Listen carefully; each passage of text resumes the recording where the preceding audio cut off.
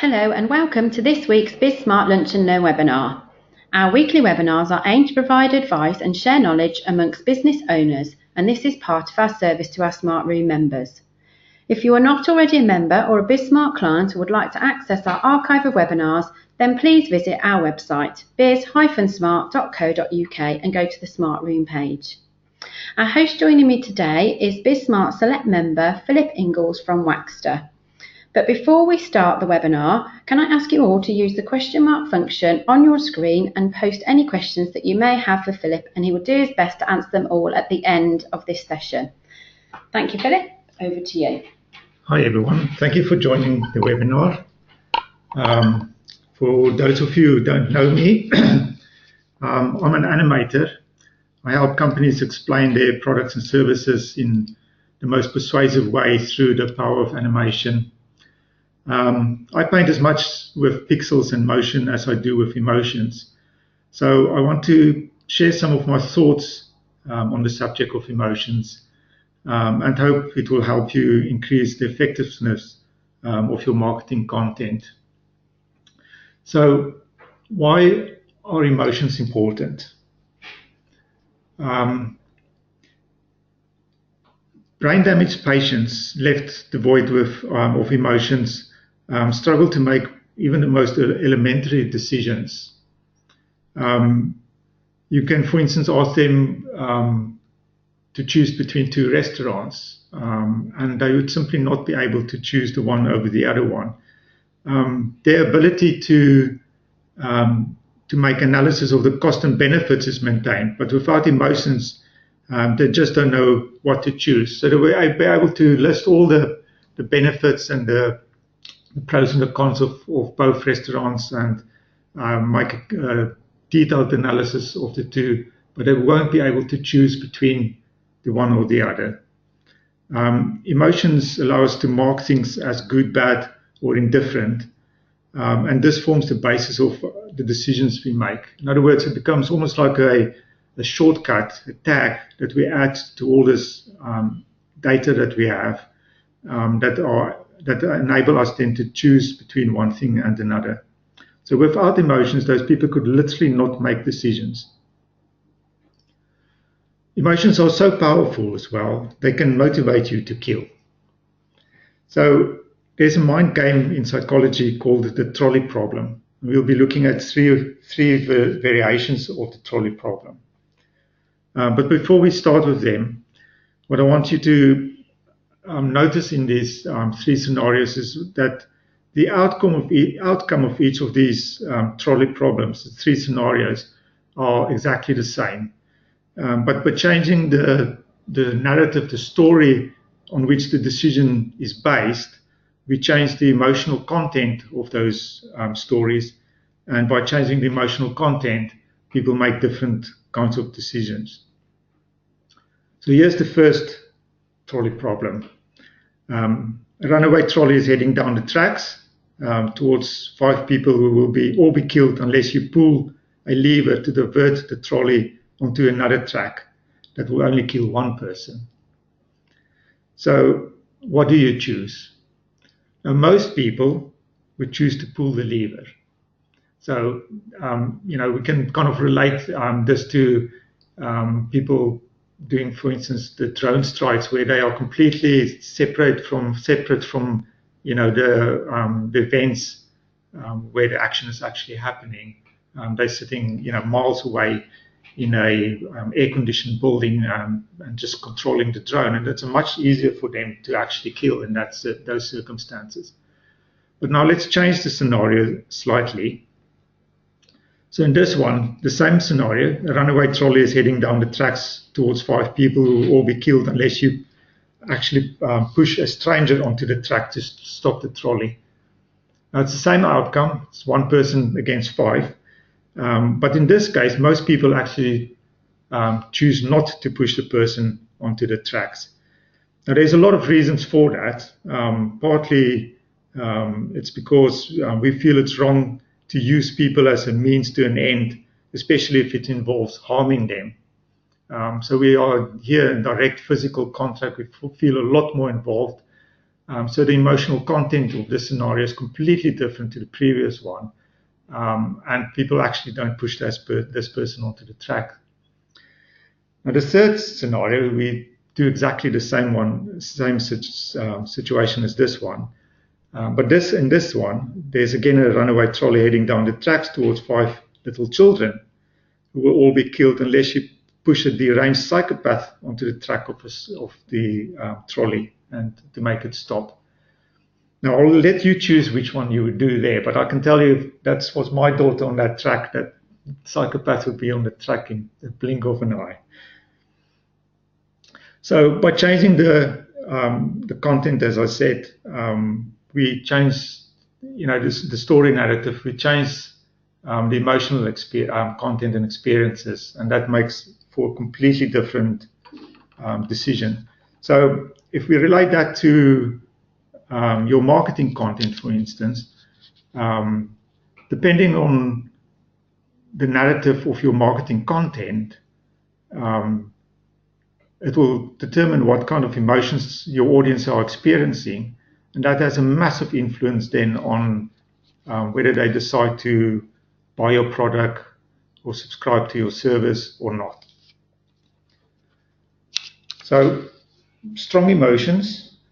The stronger the experience of emotion, the more likely people are to react to your message.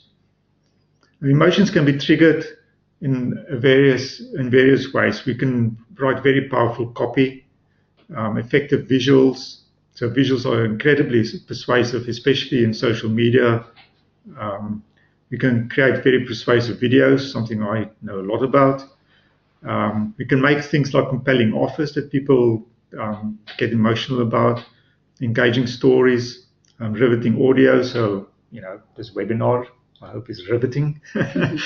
And even things like fun events that you can host. So let's look at 12 emotions. There's a lot of emotions and a lot of subtle variations on these emotions that you can play with. But we'll just, to kick this off, look at 12 that you can consider in your marketing content. The first one we look at is make them feel they're missing out. People feel a lot more compelled to do something if they think they might be missing out on something good. This is especially true if lots of people are into something cool or does something to make them more successful, and they are the only wet blanket on the planet that isn't doing this. So they will feel like, I need to be part of that crowd. Now, two ways of creating this emotion is tell them about the success of others that others are experiencing with your product or service, and create spaces that are exclusive to clients or subscribers. Both of these things would make them feel that, maybe I'm missing out on something. Maybe I should be part of this. Maybe I should click this button and explore the website more, or sign up to the newsletter, or whatever it is your marketing campaign are aiming to achieve. So the next one is create a sense of excitement.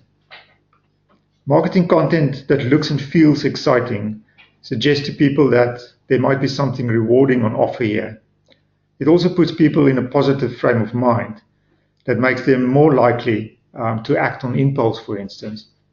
In today's cluttered world, exciting content is also more distinctive, it attracts more attention, it's more engaging, and it's a lot more memorable.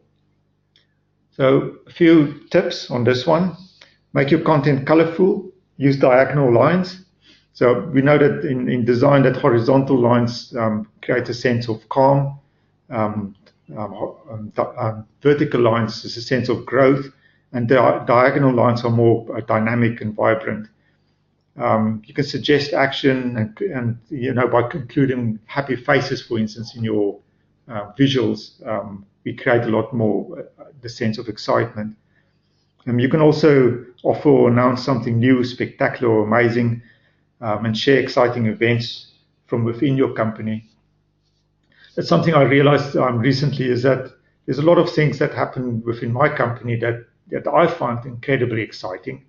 For instance, I'm at the moment looking into using some motion capture software And that there's a lot of,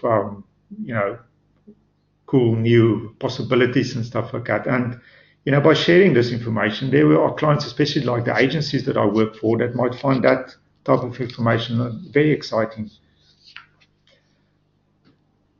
So another one, create a sense of curiosity. Curiosity is that gap you create between what someone wants to know and the answer you've got for them. So they know that there's something they really need to know. You make sure that they know that you've got the answer. And within that gap, there's a sense of curiosity. Sometimes you need to make people aware of what it is they would like to know. So that's, part of the formula. And as knowledge about how big the impact your product or service might have in their life increases, so their curiosity increases. So some tips on that one. Ask potent questions and put an answer behind the button click. So for instance, let's imagine we ask the question, what is the biggest mistake you make over and over again? And it's not what you think it is. Click here to find out. So, a lot of people would think, well, I know what mistakes I make over and over again, but apparently, I might be wrong about it. So what is this mistake I'm making over and over again? Again, then the third one, tell them enough to spark their curiosity, but not so much to give the story away. So again, with this type of content, you start talking about solutions, about possibilities, and as the information increases, they become more and more curious to know what the conclusion of this information is. But then again, you say, well, sign up to this exclusive area that's only for clients on my website to know, the full extent of what I've just shared. And so in this way, you kind of create combining curiosity with the previous one we said the sense of missing out. Another one, make them laugh, entertain them. Again, that's, a lot of the explainer videos that I create, I try to include some entertainment and humor into this. A touch of humor can make your brand stand out from the crowd. It can add a dash of personality and character and make the brand a lot more distinctive and human, and therefore more approachable. It also allows people to relax a bit when they start digesting the content that you're sharing with them, and that makes them a lot more receptive to what you're sharing. I think in an effort to present our brand as professional and serious, we sometimes forget that we are communicating with other human beings. And research has shown over and over that people respond very well to humor. Humor is the one thing that still consistently gets through the attention barriers in marketing. So some ideas on this. We can share cartoons, jokes, funny images, and quotes. There's lots of that going around on social media. You can think of ways to poke fun at yourself or your industry. I think especially if you start poking fun at yourself, it makes you more relatable, more approachable, more human. And people like that type of things in companies. And one of the things that might be a bit more difficult to do is to try to think like a marketer, but act like a producer. So marketers are all about increasing shareability, increasing leads, increasing the conversion rates, tracking the data and to find out how well the campaigns are doing and so on. And that's very important. While something like a producer would focus on how the audience are actually experiencing my content. So another one, add some feel-good factor.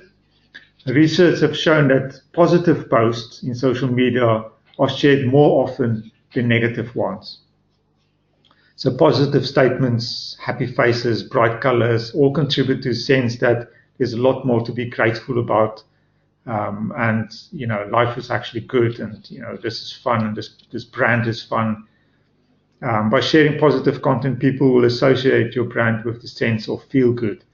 and they will be more inclined to want to work with you or buy from you. And this is especially true if your competition is not doing that, and they come across as grey and boring and uninteresting. So by outperforming them on the emotional level, you'll definitely get people to follow your product and service more often than that of the competition. So here are some tips again. Share positive quotes. Quotes are not for everyone, but there's a big audience for positive quotes, and they're easy to find on the web. Share your successes and the successes of your customers.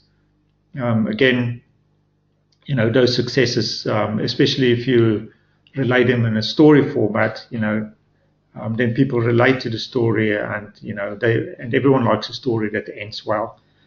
And be human, share your own stories, especially those where you finally win. But again, you can share the stories where you don't win, and maybe you learn something positive out of that, and again that you share that feel good factor with that story. So another one, to create a sense of relief. So at the moment I'm experiencing a certain level of stress delivering this webinar.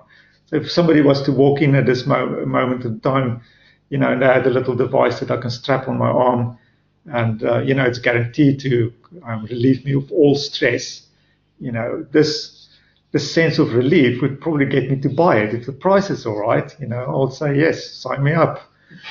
We have a lot of stress and worries and challenges in our lives, so we're always on the lookout for practical solutions. If you can show people the real impact of the pain they're experiencing, and the solution you offer will then create a deep sense of relief for them, and makes them much more likely to support you or buy your product.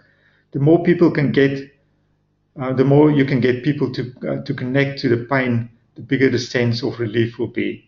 So again, in terms of storytelling, in terms of how you present the pain, you can frame it in such a way that people really relate to it, really identify with that pain. And then, your answer would be the sense of relief. And if that relief is massive, they will say, wow, no, I really need this. So here's some tips again. Frame your product or service, or service message as a solution to a clear and present pain.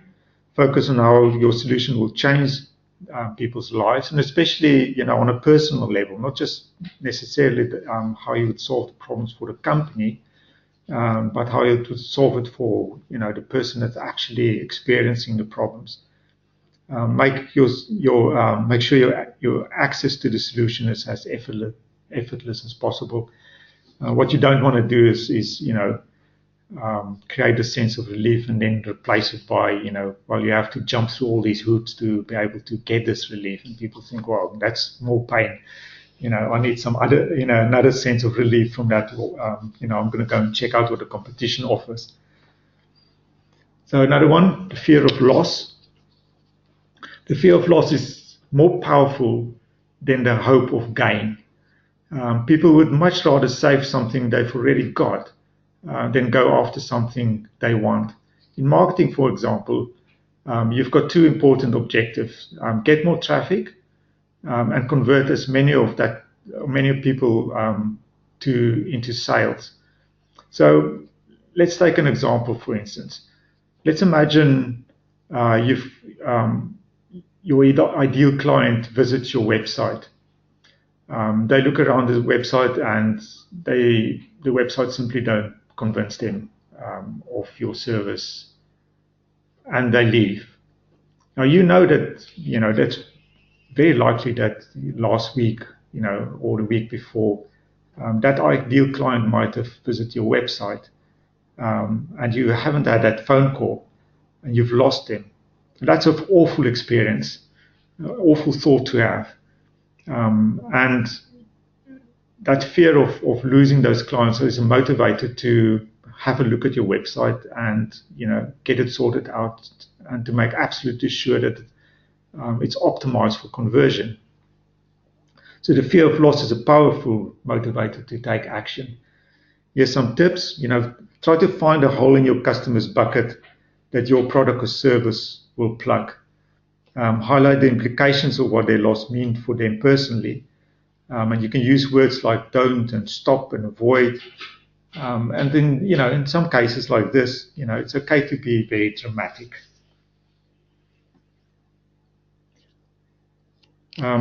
Another one is to utilize the sense of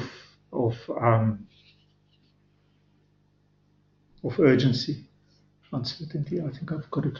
Did I get? Oh no, sorry. Uncertainty. Sorry, lost my track of thought there for a moment. One of the key principles of success is to know where you're going and what to expect when you get there.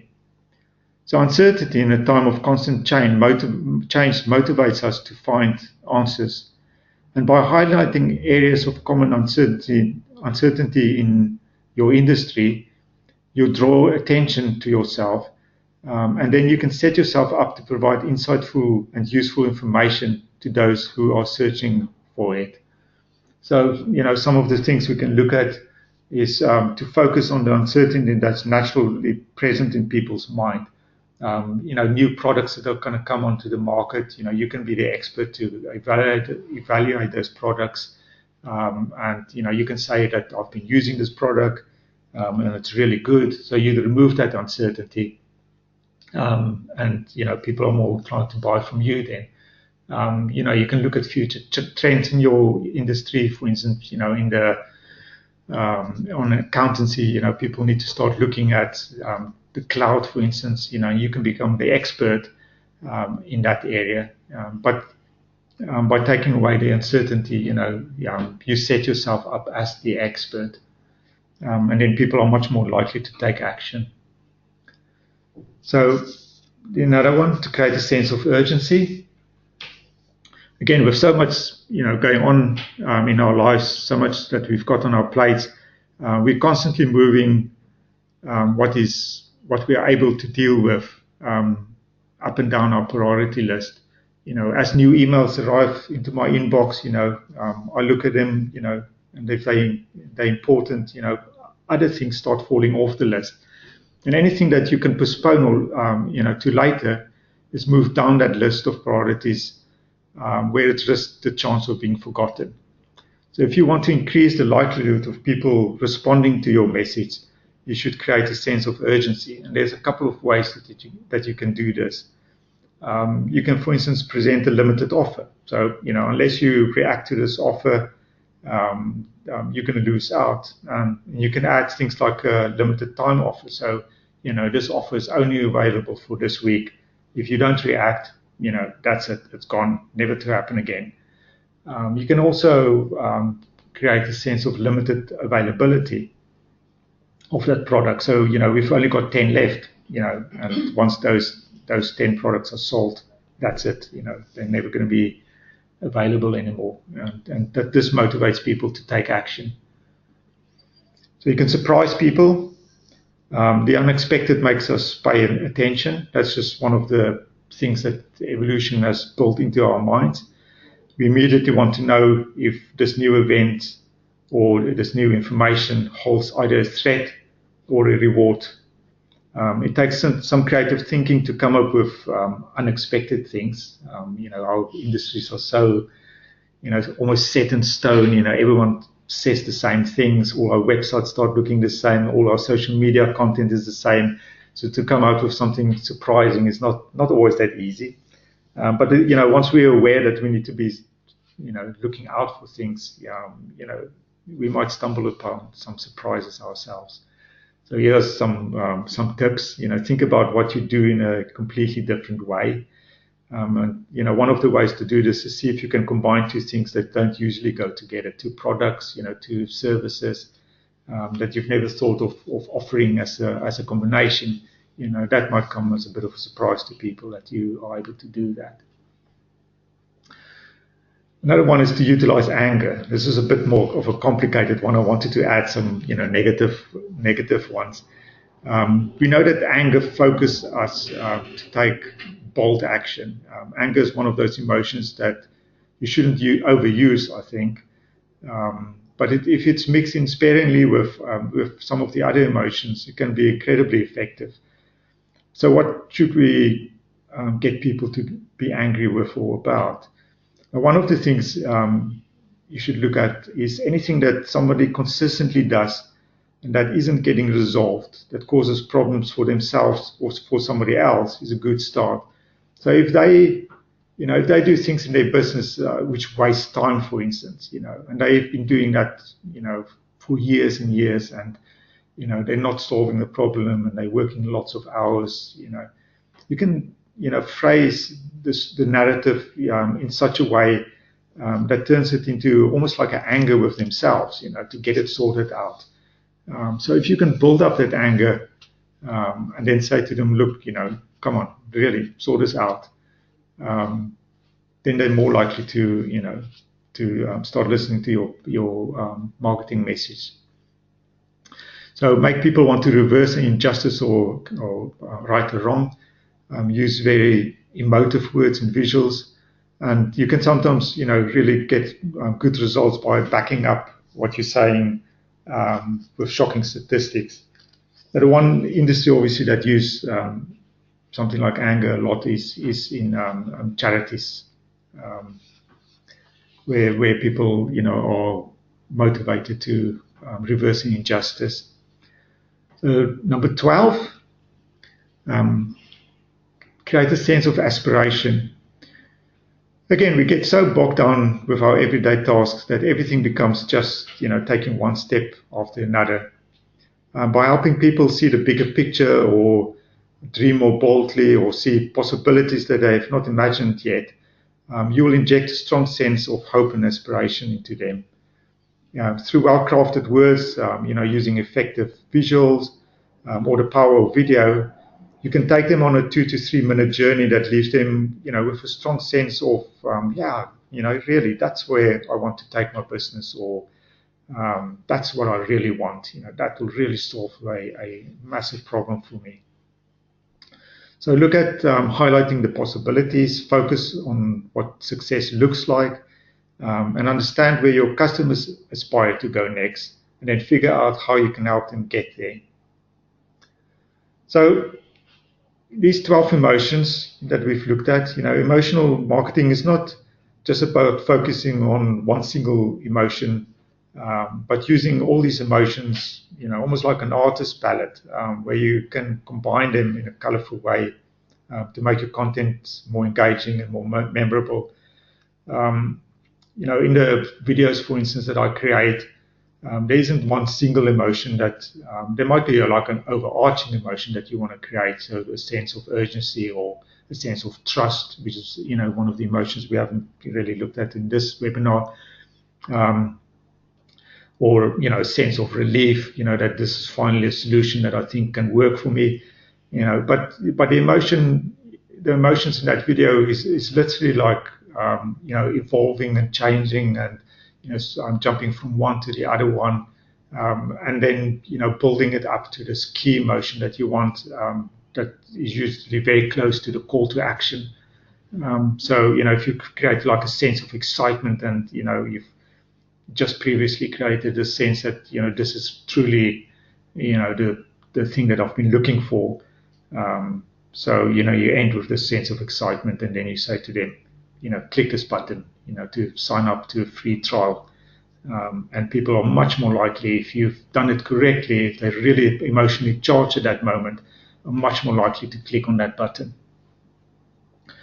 So there will always be an emotional response to your content. So even if you try to create content, and you'd say, I'm not going to look at it emotionally, I'm just going to be purely rational about it, unless you're talking to a person that actually has brain damage in that area that switches off emotion, people will experience emotions. It's just that you need to be in control of those emotions, so that the results is positive action for your brand or your product or your service. So the emotions that you don't want is them to feel a sense of boredom, or disinterest, or or mistrust, that your brand is dull. You don't want them to experience emotions like that. You do want to experience positive emotions that get them to click on that button and respond to your message. And emotional marketing is about taking control of those emotions and making sure they result in a positive action. And that's it. Great, thank you very much. Philip, you've got a couple of questions come through. Your first one is from Claire, and she asks, what is the best type of content to create emotional marketing with? That's a very good question. I would first say that probably the very best way to create emotional response to your marketing message is to do a live event, because there's nothing like talking to, or experiencing a real person. But the problem with that is that we're not all performers. We don't all have massively charismatic personalities, and are brilliant at public speaking, all that. So, to set up a live event, certainly does get a lot of people to react positively if you're really good at it.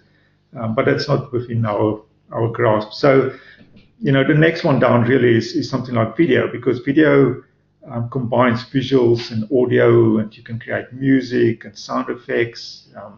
It allows you, because it's a linear format, to utilize all the power of storytelling.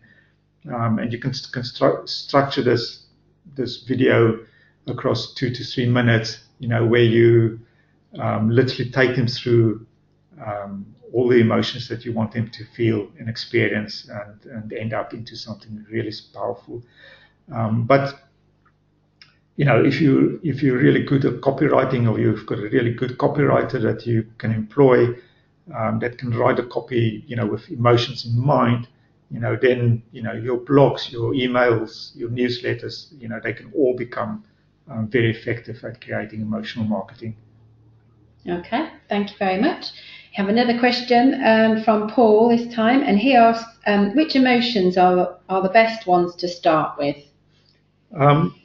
Well, I would say the 12 emotions that I've listed in this webinar are good starting points. Although, some things like the anger would be a bit more complicated to pull off. But I would say that, in most messages, what you really want people to experience is they have to feel good about your brand. That entails a lot. But if they have a good feeling about your brand, they're much more likely to react positively to your call to action. Humor, that's another one that never fails. I know that in some industries you need to be careful. If you're a lawyer, or you deal with very serious subjects, humor could be construed as being, maybe a bit flippant and so on. But it's a way of using humor that you still relieve people a little bit from the seriousness of the subject. Just get them to recharge their batteries and then get back into the seriousness. And a sense of excitement is also another one. If people are really excited, that kind of, ties up a bit with the feel-good factor. If they're really excited about what this product of yours or the service of yours can really do for them, again, not just their company, but them personally on an emotional level, then that would work very well as a emotional marketing content. Okay, thank you. Thank you again, Philip, for hosting today's webinar. I will be sending out a copy of the presentation and Philip's contact details out to you all shortly, so please do email him direct if you have any further questions. Just before we close, just a quick reminder that this webinar is part of our service to our Smart Room members. And if you're not already a member or a BizSmart client and would like to access our archive of webinars, then please do visit our website, biz-smart.co.uk, and go to the Smart Room page. That's the end of today's BizSmart webinar. Thank you all for listening, and we hope you can join us again very soon. Thank you, everyone.